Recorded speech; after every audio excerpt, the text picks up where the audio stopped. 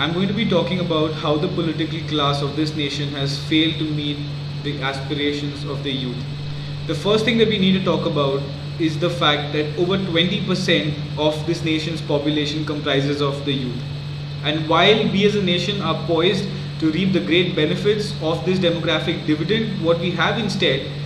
is a political class that has failed to deliver the kind of opportunities and tools that will enable the youth of this nation to actualize themselves. And that's a huge problem because a large part of the youth today is either unemployed or suboptimally employed in professions where there is no scope for either innovation or intellectual growth or any kind of productivity for that matter. For example, let's take the case of an agency based out of Patna, which is one of India's largest private sector employers. It employs 86,000 people from across the country, primarily youth, who basically spend their days functioning as guards outside places like ATMs. This job basically doesn't give them any scope for any innovation, any kind of intellectual growth, or any kind of growth in productivity. And this is hugely problematic because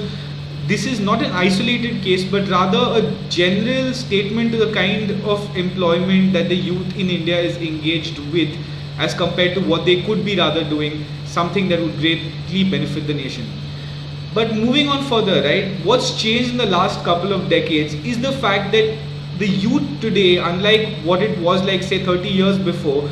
isn't any more isolated from the kind of opportunities available to their peers from a more privileged background. So while 40 years ago a youth from a rural area was completely unexposed to the kind of opportunities and lifestyle that the urban youth had access to and lived in a predominant state of indoctrination in which they were convinced that they were destined to be limited to the kind of opportunities that they had, today's youth has access to a great array of media and basically social discourse which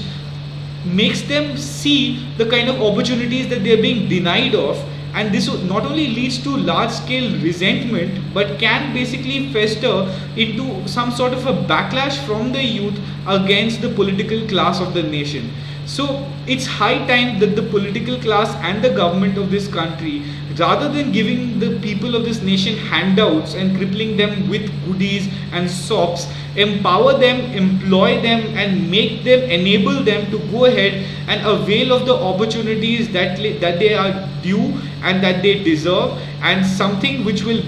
if delivered to the youth of this country, lead to a greater good of the nation. And that's something that's really, really important. Thank you.